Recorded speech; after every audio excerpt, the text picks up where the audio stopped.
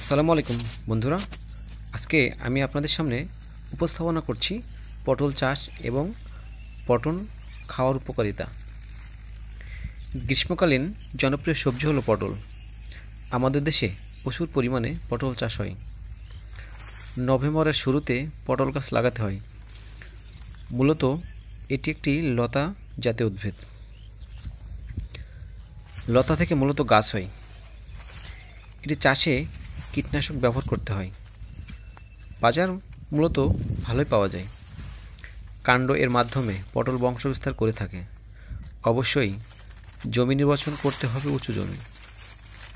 জমি নির্বাচন করার পর অবশ্যই ভালোভাবে চাষ করতে হবে এবং বেড করে নালার ব্যবস্থা করতে হবে, কারণ পটল জলবদ্ধতা সহ্য করতে পারে না। দোআঁশ বা বেলে দোআঁশ জমিতে পটল চাষের জন্য উপযোগী এবং নদী এলাকায় পলি জমিতেও ভালো পটল চাষ হয়। পটল চাষ করার সময় অবশ্যই একটা জিনিস মাথায় রাখতে হবে, একটি স্ত্রী গাছের জন্য অবশ্যই একটি পুরুষ গাছ লাগাতে হবে সঠিকভাবে পরাগায়নের জন্য। পটল গাছ যখন একটু বড় হয়ে যাবে, পটল যখন লতাবে, তখন অবশ্যই মাচা করে দিতে হবে, কারণ মাচা করে দিলে পটলের উৎপাদন অনেক গুণ বেড়ে যাবে। আমাদের দেশে বিভিন্ন জায়গায় বিভিন্ন ধরনের পটল রয়েছে, কোনোটা লম্বা, কোনোটা খাটো, কোনোটা সবুজ।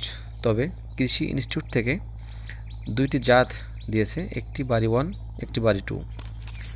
প্রতি হেক্টর জমিতে 30 থেকে 38 টন পটল উৎপাদন হয়। পটল বেশ পুষ্টিগুণ সমৃদ্ধ একটি ফসল। এতে রয়েছে বিভিন্ন ধরনের ভিটামিন, যেমন আছে vitamin B, C, calcium, antioxidant সহ অনেক পুষ্টি উপাদান, যা আমাদের শরীরের জন্য অনেক অনেক উপকারী।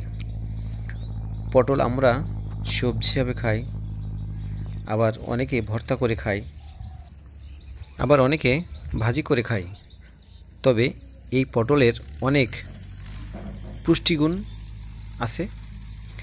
আমরা অবশ্যই পটল চাষ করব। পটল চাষে যেমন নিজের ফ্যামিলির তরি তরকারির অভাব পূরণ করবে, অন্যদিকে